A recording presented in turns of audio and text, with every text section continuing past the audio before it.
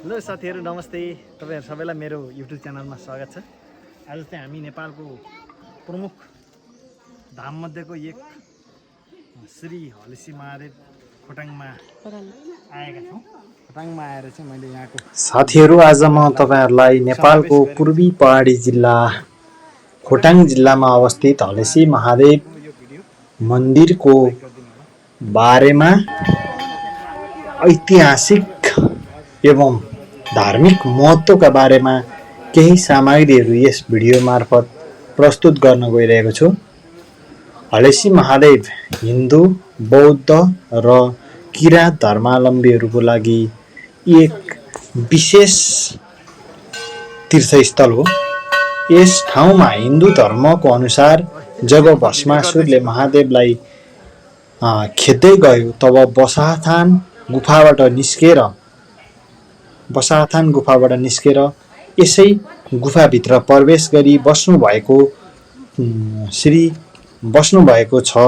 श्री भोलानाथ श्री महादेव बस्नुभएको छ भन्ने विश्वास हिन्दू धर्मले गर्दछ भने बौद्ध धर्मका अनुसार बौद्ध धर्मका महान गुरु पद्मसम्भवले यही स्थानमा आएर बुद्धत्व प्राप्त गरेका थिए भन्ने धार्मिक मान्यता रहेको छ।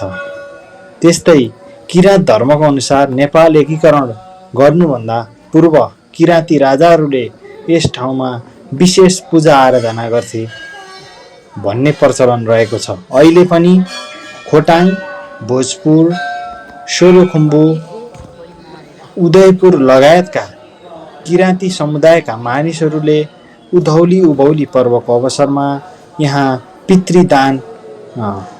पितृदान गर्ने प्रचलन रहिआएको छ। साउनको महिनामा नेपाल, भारत तथा चीनका विभिन्न स्थानबाट बोलबम भनेर यस ठाउँमा 1 महिने मेला लाग्ने गरेको छ। यस ठाउँले नेपाललाई विश्वसामु चिनाउन मद्दत गरिरहेको कुरा हजुरहरूलाई यस भिडियो मार्फत अवगत गराउन चाहन्छु। र यसै पवित्र भूमिमा श्री स्वस्थानी परमेश्वरीको व्रतकथाका अनुसार जब सतीदेवीले आफ्नै बाबुको यज्ञमा हाम फालेर आफ्नो प्राण त्याग गरिन् तब महादेवले बोकेर सतीदेवीलाई हिँड्ने क्रममा सतीदेवीको दाहिने कुम पतन भएको थियो भन्ने धार्मिक मान्यता रहेको छ। यस स्थानमा सत्ययुगमा वरिपरि जङ्गल तथा वन्यजन्तुहरू रहेको थियो। त्यो बेलामा एक किराँती सिकारीले मृगलाई बाण हानेको थियो।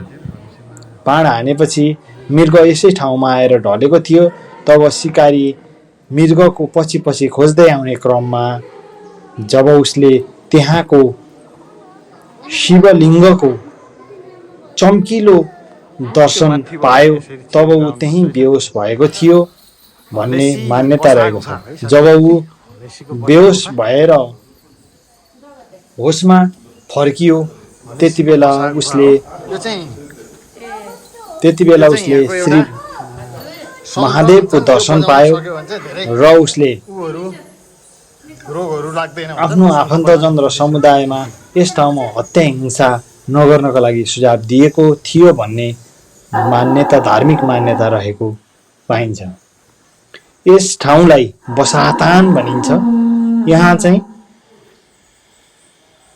एउटा शङ्खमुखी रहेको छ जुन चाहिँ यहाँ आउने श्रद्धालु भक्तजनहरूले फुक्ने प्रचलन रहेको छ। मैले पनि फुकेको छु तर यस शङ्ख बजाउन नसकेको मैले सकेको छैन र यस बसाथान गुफाको भित्र छिर्ने क्रममा चमेराहरू छन् है साथीहरू, चमेराहरू यहाँ चमेराहरू यहाँ चाहिँ महादेव देख्न पाइन्छ। चाहिँ यहाँ थुप्रै चमेराहरू निस्किँदाखेरि बसेका छन्। यहाँनिर आएर यसको माथिल्लो भित्तामा चमेराहरू बसेका छन् र चमेराहरूको आवाज पनि सुन्न औडा सकिन्छ। भएपछि चाहिँ यस बसाथान गुफाको इतिहास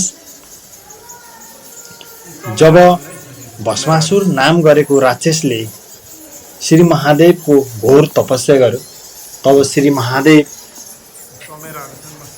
महादेव प्रसन्न भई उसलाई के इच्छा छ वरदान माग भनेर भन्नुभयो। तब भस्मासुरले म जुन कुरालाई छुन्छु त्यो कुरा भस्म होस् अथवा खरानी होस् भनेर वर माग्यो। महादेवले तथास्तु भनेर वरदान दिनुभयो। त्यसपछि भस्मासुरले महादेवलाई नै छुन अगाडि बढ्यो।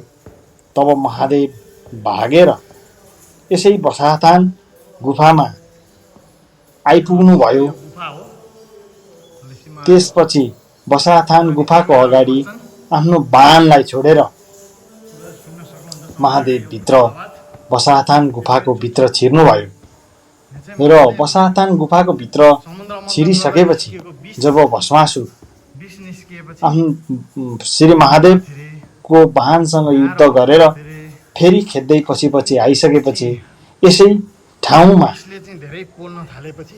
आएर महादेवले यसरी यो ढिस्को फोरेर निस्किनु भएको थियो भन्ने किंवदन्ती पाइन्छ।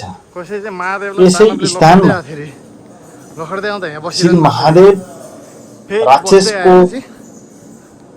राक्षसले जब छुन्छ भन्ने जब राक्षसले खेद्ने क्रममा यसै स्थानबाट भाग्नु भएको थियो भन्ने धार्मिक मान्यता रहेको छ। यस पवित्र पुण्य भूमिमा अहिले पनि स्वदेशी तथा विदेशी पर्यटकहरू आउने गर्दछन्। यस पवित्र भूमिमा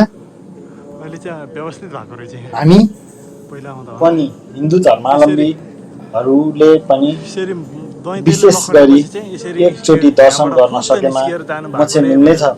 जय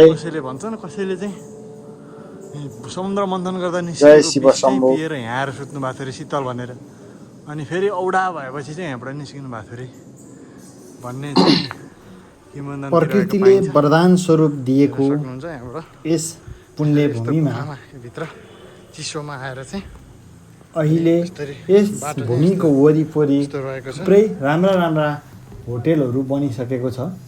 त्यसैले हामीले पनि सकेसम्म एकचोटि दर्शन गर्न सकेको खण्डमा यस धामबाट मिल्ने धार्मिक आस्था तथा विश्वास प्राप्त हुन्छ भन्ने मलाई लाग्दछ है साथीहरू। यस्तै भिडियोको लागि मेरो युट्युब च्यानललाई लाइक, कमेन्ट र सब्सक्राइब गर्न नभुल्नुहोला। मैले यहाँ पनि यो शङ्ख बजाउन कोसिस गरेको छु। हस्त धन्यवाद, नमस्कार, शुभ